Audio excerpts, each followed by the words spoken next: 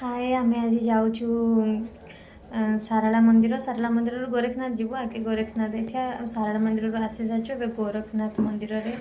दर्शन भी कर सारे जाकि आइसक्रीम टे खाई दही पीके बुलूचु आम आज गोरखनाथ को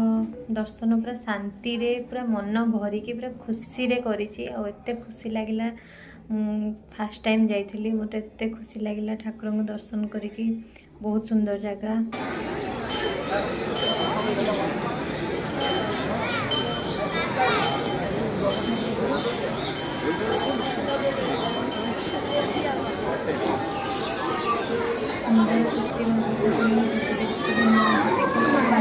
ठाकुर को देखिए केते बाहागर होची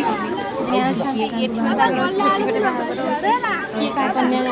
होची